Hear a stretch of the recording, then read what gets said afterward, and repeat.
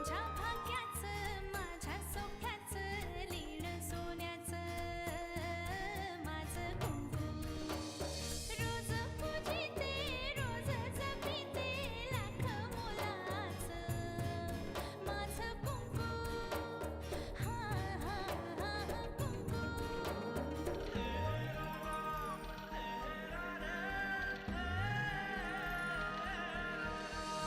मन माझे घर झाले त्याचे मोर स्वप्नाचा दारी नाचे शब्द त्याचे ग अमृताचे स्पर्श त्याचे चांदण्याचे त्याच्या श्वासाचे त्याच्या डोळ्याचे गुज सांगते माझं कुंकू हा हा हा कुंकू हा हा हा कुंकू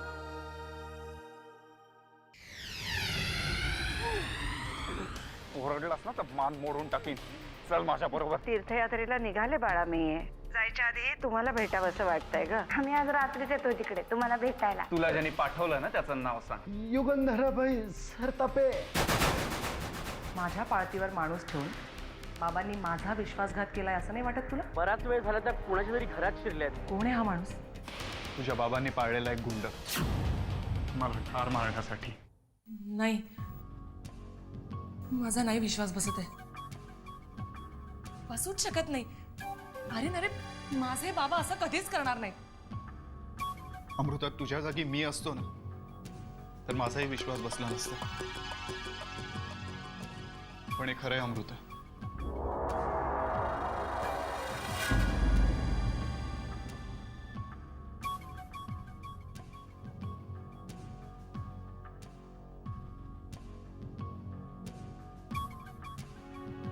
बोल रे. आता बोलतोस का? सांगतो. मला किल्लेदार साहेबांनी पाठवला होता. यांची सुपारी दिली होती.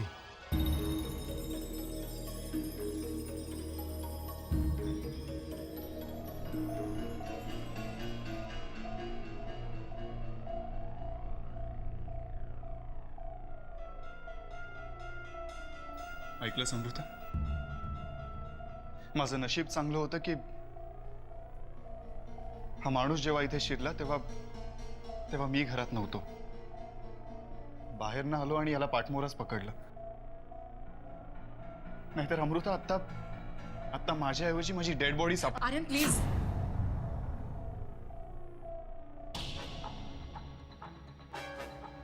ना असं कधीही बोलू नकोस. तुला काहीही झालं ना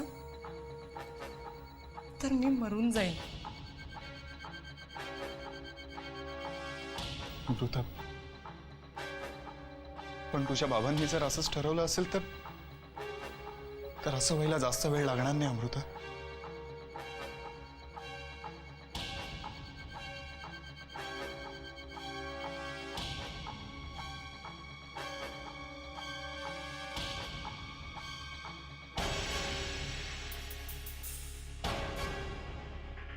का वागतात बाबा असे?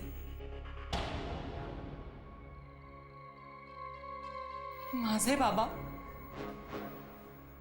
ज्यांच्याशिवाय माझं आयुष्य रिकाम आहे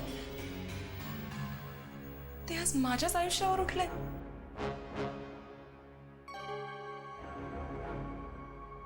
आर्यनला मारायला माणूस पाठवलं त्यांनी.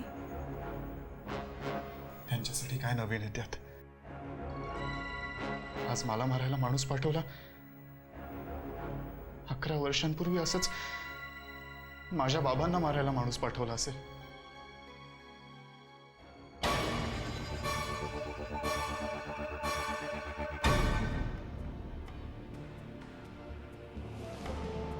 अमृता आता तुला ठरवायचंय. माझी साथ देणार आहेस ना तू?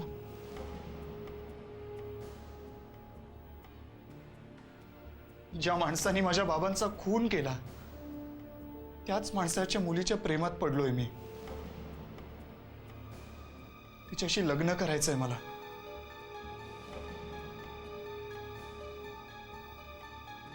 अमृता हे बघ आता निर्णय तुला घ्यायचा आहे.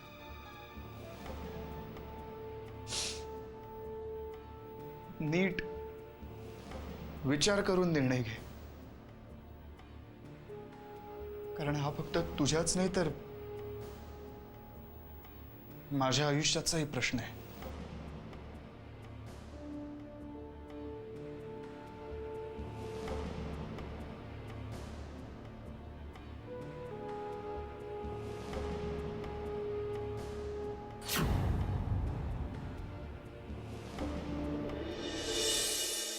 वाह,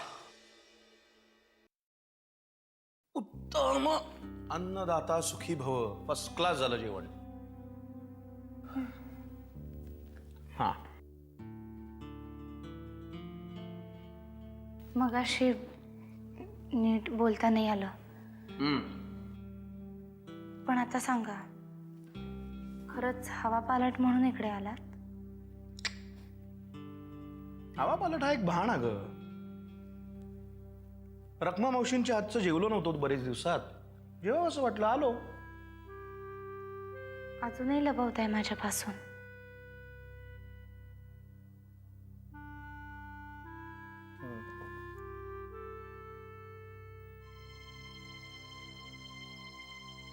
अमृताच्या काळजीने आलो. तुम्ही आलात की यांनी पाठवलं? असं पाठवायचंच असतं ना.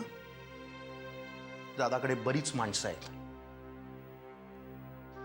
जानकी, हे कुठे ना कुठेतरी थांबवलं पाहिजे आपण. आपण म्हणजे? म्हणजे आपण सगळ्यांनी. कारण या आर्यन आणि अमृता प्रकरणात आपण प्रत्येक जण या ना त्या कारणाने सहभागी आहोत. त्या दोघांचं काय करायचं हे यांनी ठरवून टाकलंय. आपण काय बोलणार? हेच मुळात हा असा विचार करणं आधी थांबवलं पाहिजे. आपण काय करणार, मी काय करणार. आपण काहीही केलं तरी त्यांनी काही फरक पडणार आहे का? कारण हे एक हट्टी असले ना तर अमृता 10 हट्टी आहे. बरोबर आहे. पण त्यांच्या हट्टीपणाचं आपण असंच कौतुक करत बसलो ना, असेच वागत राहतील ते.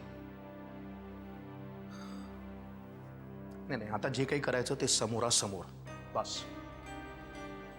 नाही तर जानकी, एक दिवस एकमेकांमधले गैरसमज इतके जास्त वाढत जातील. आयुष्यभर एकमेकांपासून लांब जाऊ आपण. मी सांगतोय तुला. मी काय करू शकते? अगं पुन्हा तेच. मी काय करू म्हणजे? आता काही करू शकलीस तर ती तूच आहेस. समजाव त्यांना प्रेमाने, धाकानी, धमकावून, दरडावून, काय वाटेल ते. I don't know. पण त्यांना समोरासमोर आणलंच पाहिजे. मी आज मुंबईला जातीये, तेव्हा बोलते मी यांच्याशी. बोल.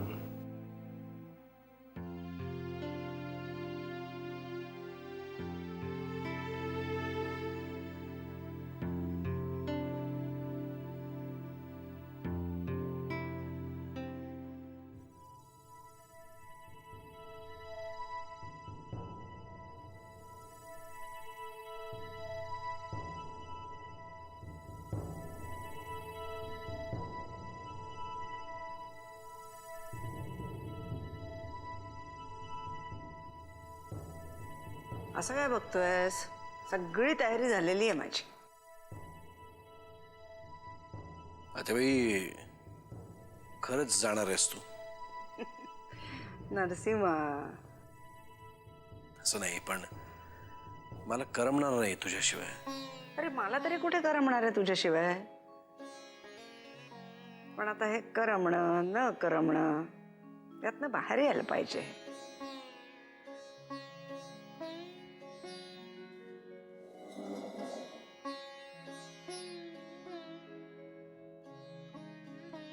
आता बाई, तुला जाणवणार नाही किंवा जाणवत नसेल, पण तू आहेस म्हणून आम्ही आहोत. आमचा संसार आहे, हे घर आहे. तुझ्याशिवाय या घराला घर पण नाही. चल रे, असं काही नसतं. आणि मी एकटीने काही केलेलं नाहीये रे. तुम्हा सगळ्यांची साथ नसती तर कसं उभं राहिलं असतं आपलं घर. तू जा बरं, पड आता. यांना यायला अजून पुष्कळ अवकाश आहे. नाही, मला माहिती आहे, एकदा का जानकी आणि अमृता आल्या की तुझं सगळं लक्ष त्यांच्यातच गुंतणार आहे. माझ्याकडे बघणार सुद्धा नाहीस तू.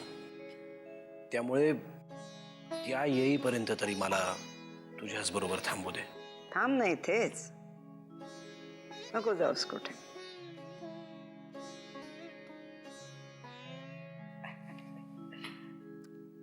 आतेबाई,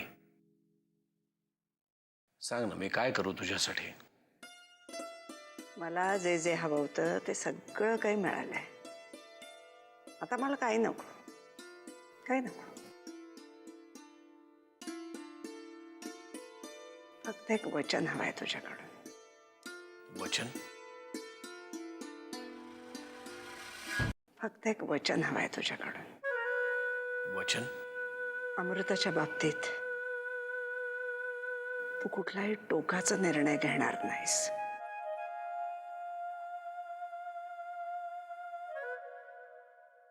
अमृताच्या बाबतीत कुठलाही टोकाचा निर्णय घेण्यासारखी परिस्थिती मी येऊच देणार नाही.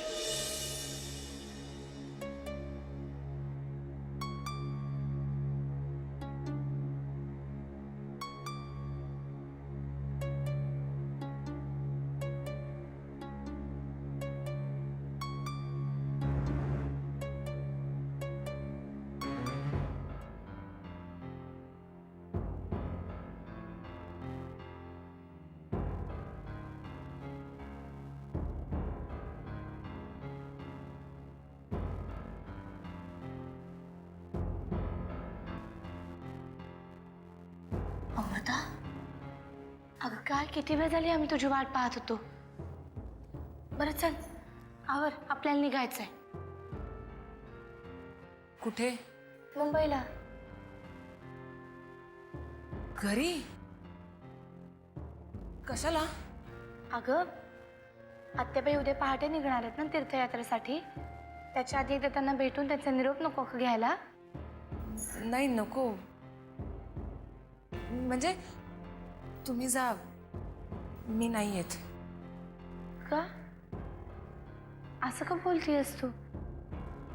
तू का नाही येणार आहेस? अमृता, आत्याबाई पुढचे बरेच दिवस आपल्याला भेटणार नाहीये. त्यांना भेटावंसं वाटत नाहीये का तुला? मला भेटावंसं वाटतंय, पण अगं मला बरं नाही वाटत आहे. अगं हवं तर असं करूयात, तू चल आत्ता, आपण उद्या सकाळी लवकर परत येऊयात ना. जानकी, अगं परत येण्याचा प्रश्न नाही आहे. मला खरंच बरं नाही वाटत आहे अगं, म्हणूनच मी तुम्हाला जायला सांगते ना. अमृता, जाऊ दे ग जानकी. अगं नसल बरं वाटत तिला, कशाला बळजबरी करते तिच्यावर. हे बघ, तिला राहू दे इथंच. मी आहे तिच्यासोबत. तू आणि गण्या दोघं बी जाऊन या. मी आज जाऊन पडते जरा.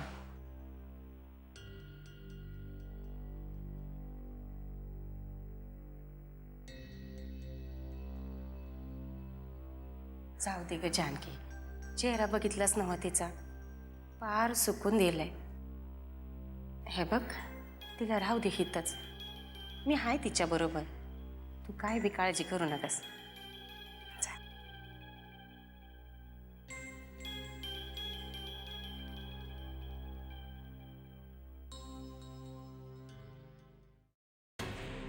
सरतापेंच्या घरात विनायक सोडल्यास दुसरा कोणी मैत्रीच्या लायक नाहीये. बाबा, तुम्ही असं कसं बोलू शकता? तो माझा आजपर्यंत सगळे हट्ट पुरवलेत मी, पण हे जमणार नाही मला. मी जर मुंबईला परत गेलो ना तर आपल्या भेटण्याचे सगळे चान्सेस संपतील. आणि आणि हेच तर हवंय तुझ्या बाबांना. म्हणूनच तर त्यांनी जानकीला इकडे पाठवलं होतं, इनडायरेक्टली त्यांचा मेसेज पोचवायला. तुझ्या बाबांनी पाळलेला एक गुंड मला ठार मारण्यासाठी. ज्या माणसाने माझ्या बाबांचा खून केला त्याच माणसाच्या मुलीच्या प्रेमात पडलोय मी. तिच्याशी लग्न करायचंय मला. आता निर्णय तुला घ्यायचा आहे.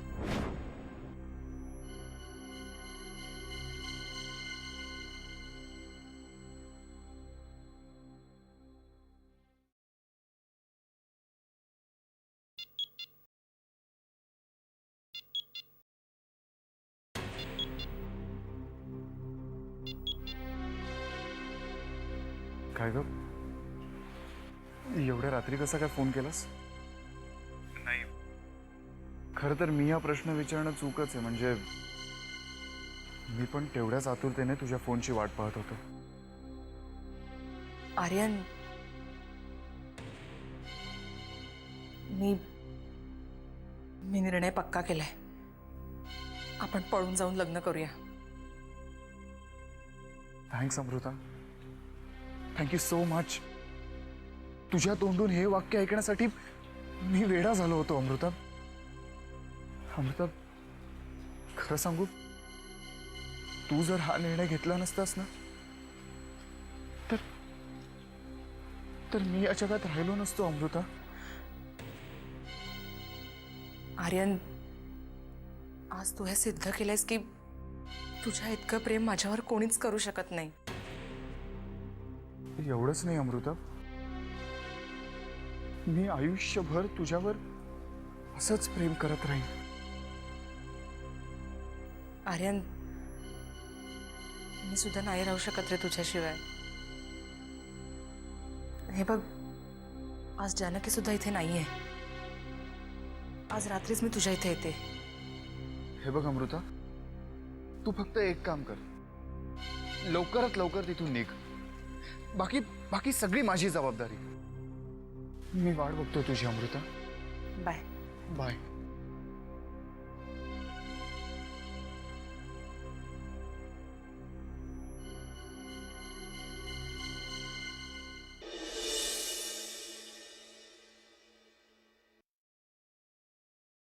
अरे या या या, तुमचीच तर वाट पाहते. नरसिंहा, आली रे तुझी बायको. रे काय प्लास्टर निघालं का? चला, बरं झालं. कसा आहेस? मजेत. रमावतीला खूप मजा केली ना? हो, खूप मजा केली. आणि हे काय, अमृता कुठे? त्याने तुम्हाला फोन नाही का केला? ती मला म्हटली होती तुम्हाला फोन करणार म्हणून. ती नाही आली. म्हणजे काय झालं? नाही, तिला थोडं बरं वाटत नव्हतं म्हणून मग मीच म्हटलं येऊ नको, आराम कर म्हणून. अरे देवा, म्हणजे हवा पालटासाठी गेली ही पोरगी, तिथे आजारी पडली? नाही नाही, बाहेर काही नाही झालं, चेहरा सुकल्यासारखा वाटत होता. हा, बरं असू दे, मी करीन फोन तिला. चल गणेश, माझ्या खोलीत चल. सगळ्या रमावतीच्या गमती सांगायच्या हा मला. जानकी, तू पण ये. हा, अगं माझं विमान उद्या पहाटेच आहे. आज रात्रभर आपण गप्पाच मारूया. चालेल. चल रे.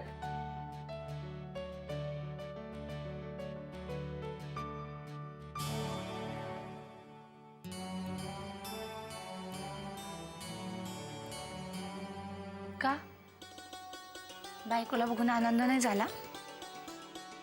झाला की, पण काय उपयोग?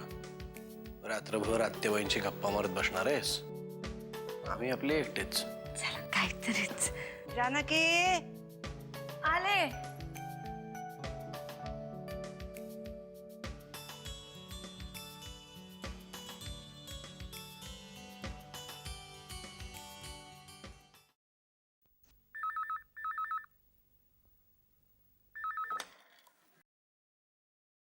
कोण?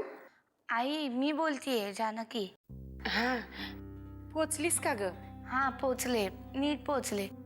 तू झोपली नाहीस अजून? नाही ग, तुझ्याच फोनची वाट बघत होती. म्हटलं एकदा अमृताला बघावं आणि मग तुझ्या पोचल्याचा फोन आला की मग झोपावं. अमृता कुठे आणि काय करतीये? ती कवाच झोपली, थोडासा भात खाल्ला आणि झोपली. बर बर, तू पण झोप आता, आपण नंतर बोलू. बरं, ठेवते हा.